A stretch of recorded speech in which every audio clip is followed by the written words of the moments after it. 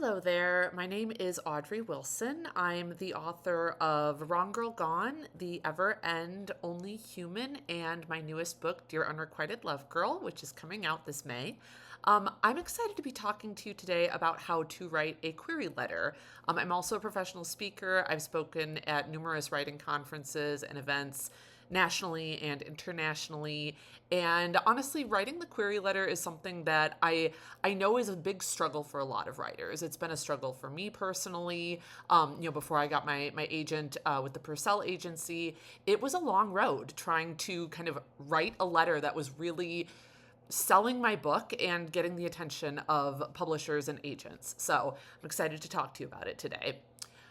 First of all, what is a query letter? So, a query letter is essentially a cover letter for your book. It's what you are sending to agents and publishers trying to sell your book, trying to get somebody interested in reading it, and hopefully wanting to sign with you. Honestly, it's just as important as the book itself in a lot of ways, which I don't think a lot of people realize. But it's essentially kind of that first opportunity, that first impression that somebody's going to get when they are going to read your book. So, it's definitely a crucial part of the writing process. You might be wondering also what is in a query letter. So I'm going to break that down for you as well. So the first thing that you want to think about when writing your query letter is who you're writing it to. It's probably going to be an agent or a publisher, but you want to make sure that it is somebody that is a good fit for you. So, when you're doing your research and trying to find an agent or a publisher, they're going to have listed out, the types of books that they're interested in, maybe certain tropes that they're looking for specifically. You want to make sure that your book fits into the categories that they're looking for. Otherwise, it just kind of ends up being a waste of time for you, for the agent or publisher. So it's really important to do your research ahead of time. With the introduction, you want to make sure that you personalize it. So, when you're talking about what they're looking for in a book, make sure you tie that into what your book is about. So basically, you're giving them a reason to want to read your book. Another thing that's going to be important when you're doing your research is making sure that you're checking all the boxes. So in terms of different agents and publishers, a lot of times they have different submission guidelines. It's not kind of the same across the board.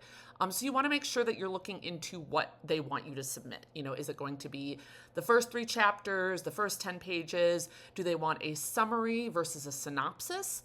We'll get into that in a little bit, but they're 2 different things. So you want to make sure that you know ahead of time what they're looking for so that you can provide them with everything in one go and give yourself the best shot of getting noticed by them. The next thing you want to include is your logline. Your logline is basically your 1-sentence pitch of your book. It might include the main character as well as kind of the main conflict that character is dealing with in the book.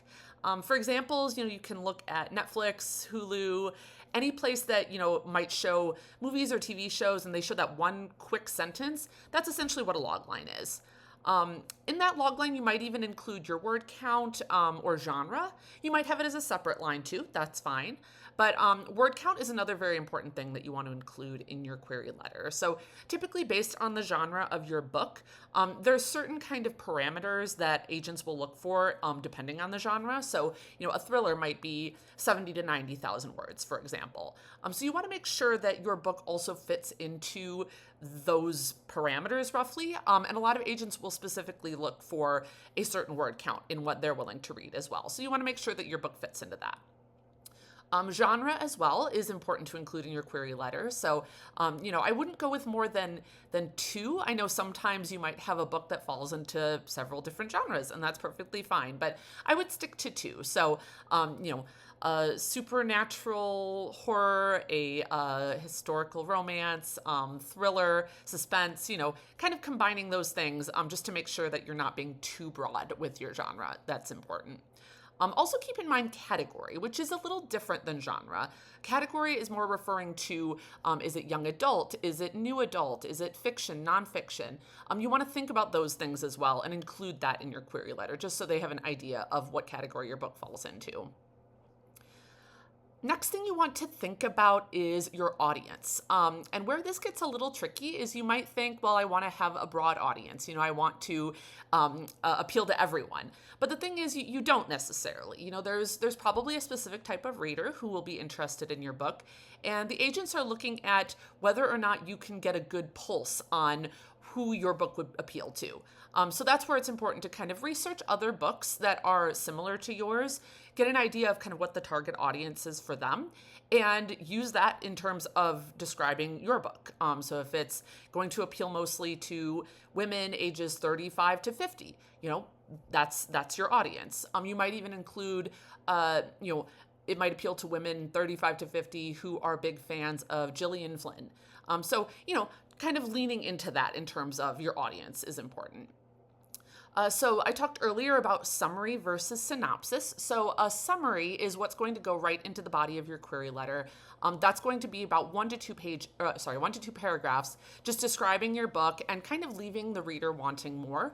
So essentially what would be on the back flap of a book, or what you would see on the Goodreads or Amazon page for the book.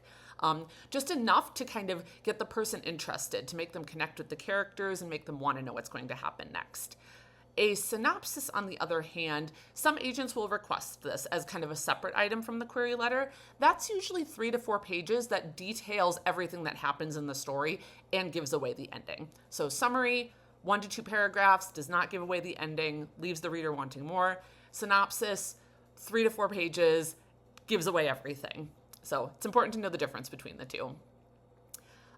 Bio is also something that you're going to want to include in your query letter. So this is the time that you're going to brag about yourself. You're going to talk about your accomplishments, your accolades, any awards that you've won, and just anything related to your writing. It's also a good time to mention if you are working on something else as well. You don't want to get into the details of that necessarily, but agents want to hopefully sign you as an author, not just your book. And so they want to know that you're working on other things as well, and that it can hopefully have a client for life with you. Now, those are all the things that need to go into your query letter. The next step I want to tell you is just be patient. It can take a long time to hear back from agents. I've heard back in as little as 10 minutes, and I've heard back in as long as a year. So it can really vary quite a bit.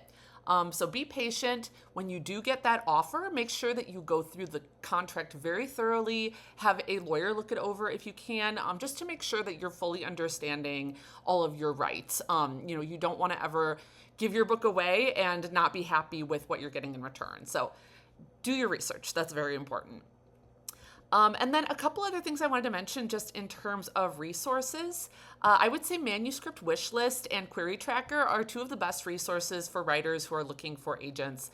With both of them, they're kind of like a database for agents. So they'll list out, what the agent is looking for, their submission window, what their requirements are for the submission, all that good stuff. So Manuscript Wishlist and Query Tracker, both very helpful. And, like I said, it can be hard. I've gotten many, many rejections personally, but that's the thing. You can't take it personally. It's a reflection of maybe not even necessarily how good your work is, but more so that your work is not the right fit for that agent or publisher. And honestly, the one thing that I tried to tell myself over and over again was that out of all the no's, it only takes one yes. So don't give up, stay strong, and hang in there, because you will get that one yes. Thank you so much for listening, and wishing you best of luck with your query letter. I know it's hard, but you've got this. Again, I'm Audrey Wilson. Be sure to follow me on social media and check out my website.